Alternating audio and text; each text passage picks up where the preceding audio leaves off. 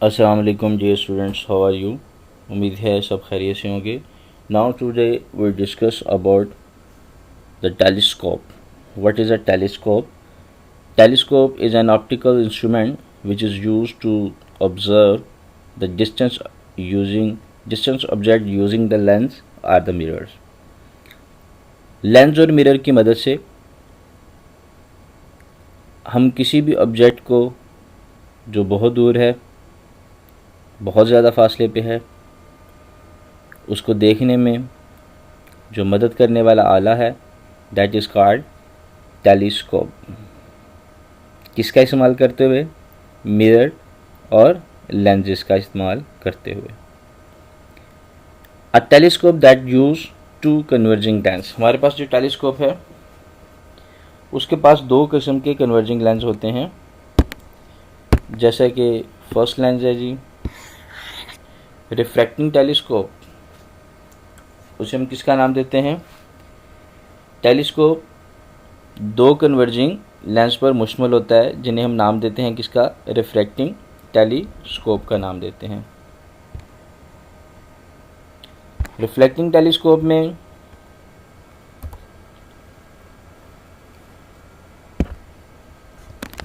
Real image बनती है जिससे जो डिस्टेंट ऑब्जेक्ट है वो आसानी से क्लियरली नज़र आ जाता है।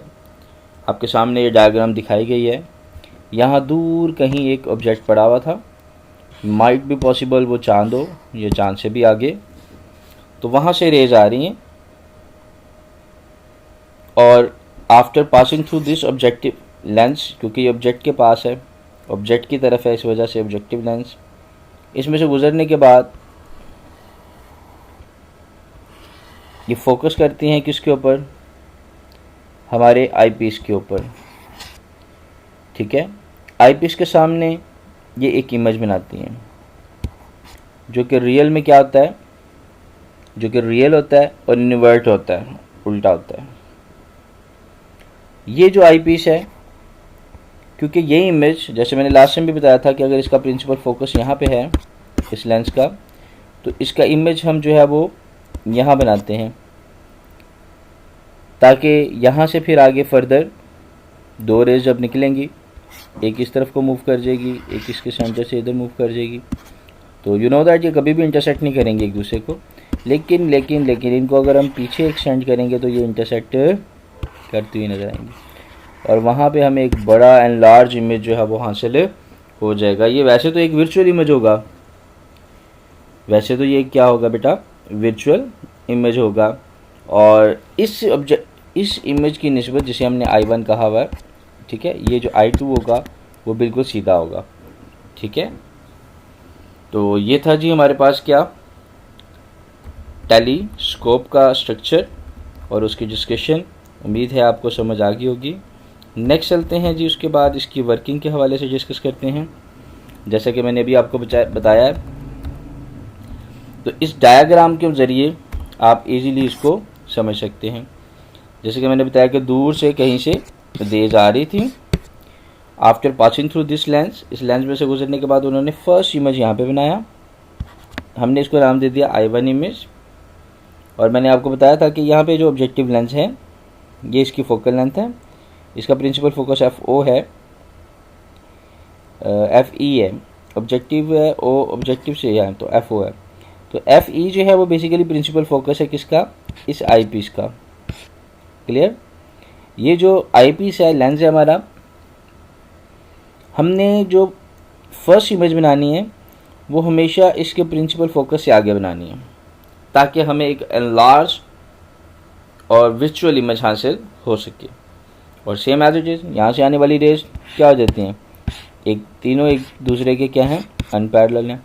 लेकिन जब इनको पीछे एक्सटेंड करें फ्रंट साइड पे तो ये कभी भी इंटरसेक्ट नहीं करेंगी, लेकिन बिहाइंड द लेंस जब हम इनको एक्सटेंड करते हैं they are intersect at a point या they meet at a point. तो जिस पॉइंट पे ये मीट करती हैं डेफिनेटली वहाँ पे एक इमेज बनेगा, उस इमेज को हम नाम देते हैं I2 का।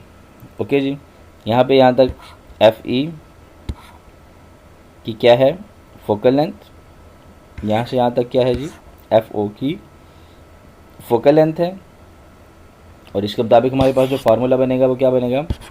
Magnification is equal to f over f e, f over f e. तो ये था बेटा हमारा आज का टॉपिक। उम्मीद है आप सबको अच्छे से समझ आ गई होगी। बड़ा शॉर्टली टॉपिक था, मैं इसकी मज़ीद डिटेल अभी फ़िलहाल नहीं दूंगा। आपने इसको तैयार कैसे करना है सुन लीजिएगा। सबसे पहले आपने टेलीस्कोप की डेफिनेशन लिखनी है।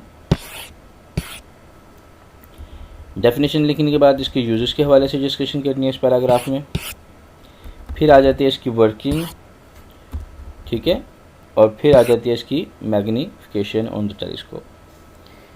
मैग्नीफिकेशन ऑफ टेलीस्कोप को लिखने के बाद आपने ये डायग्राम जो है वो ज़रूर बनानी है। ये एक लॉन्ग क्वेश्चन है और ये हमेशा लॉन्ग क्वेश्चन में ही आता है। हाँ, अगर शॉर्ट आंसर में आए भी तो सिर्फ इसकी जो डेफिनेशन है व्हाट इज़ अ टेलीस्कोप, ठीक है, वो डेफिनेशन खास जो है वो सिर्फ और सिर्फ शॉर्ट आंसर में आ जाती है। इसके अलावा साइड्स पे कुछ इंटरेस्टिंग इन्फॉर्मेशन है, जैसे यहाँ पे लिखा हुआ है जी टेरेस्ट्रियल टेलीस्कोप क्या है।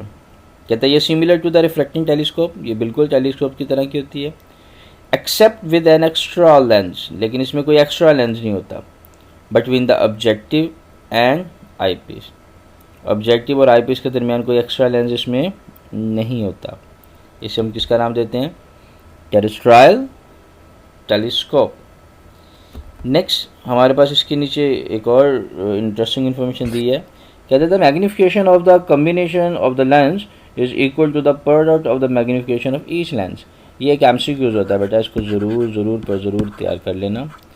कहा क्या उसने कि किसी भी जो है वो लेंस से हासिल होने वाली जो मैग्नीफिकेशन है वो बेसिकली कम्बिनेशन होता है किसका, products of the magnifying of each, हर एक की मैग्नीफिकेशन का ईच, यानी कि m1 मल्टीप्लाई बाय m2 ऐसे कर लें, ठीक है, ये इसका प्रोडक्ट्स का होता है। नेक्स्ट हमारे पास आ जाती है एक और interesting information, a telescope can not make stars look bigger. कहता है अगर हम देखा जाए तो हम अगर ये सोचते हैं कि एक टेलीस्कोप जो वो स्टार्स को बहुत बड़ा करके हमें दिखाएगी, तो ऐसा बिल्कुल नहीं है। रियलिटी क्या है उसको ज़रा समझ लेते हैं कि टेलीस्कोप की मदद से हम बिगेस्ट स्टार्स को देखते हैं या व्हाट विल हैपन। एक्चुअली हमारे पास जो स्टार्स हैं वो बहुत ज़्यादा दूर हैं, टू फॉर अवे, बहुत, ये डी डबल और टू जहाँ पे आ जाता है ना इसका मतलब बहुत ज़्यादा, ठीक है, दूर हैं। But there is something important, लेकिन यहाँ पे कुछ ख़ास चीज़ें हैं। मिसाल के तौर पे टेलीस्कोप कैन डू, जो टेलीस्कोप से होती है, मिसाल के तौर पे स्टार्ट लुक ब्राइट।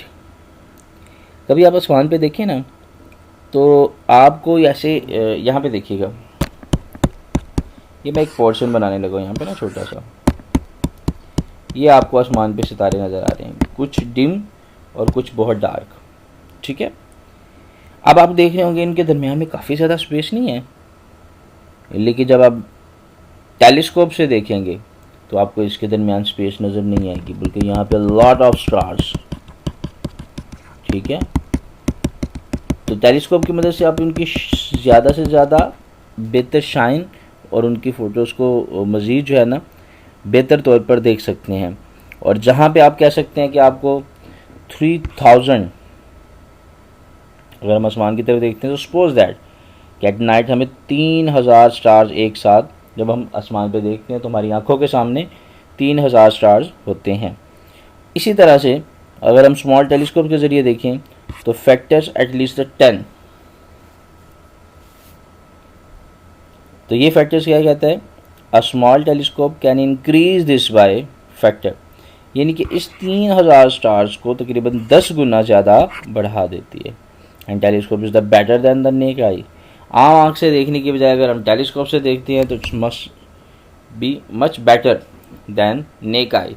आम आँख से देखने के बजाय अगर हम टेलीस्कोप से देखते हैं तो हमें 10 टाइम बेटर रिजल्ट्स मिलते हैं, ज़्यादा से ज़्यादा। And telescope is the better than the naked eye, so the reason is the telescope gather more light than eye, क्योंकि हमारी आँख ज़्यादा रोशनी को इकट्ठा नहीं कर पाती, कैप्चर नहीं कर पाती, और जो टेलीस्कोप है वो ज़्यादा से ज़्यादा रोशनी को अपने अंदर कैप्चर कर पाता है। सो दैट्स वाई हमें टेलीस्कोप की मदद से जो है वो ज़्यादा बेहतर व्यू मिलता है। तो ये था बेटा हमारे आज के लेक्चर। कल तक के लिए अल्लाह हाफिज़। चैनल को सब्सक्राइब करना ना भूलिएगा, शेयर करें, लाइक करें और दूसरों को भी इसको मौका दें ताकि वो अपनी स्टडी को कंटिन्यू रख सकें। अल्लाह हाफिज़।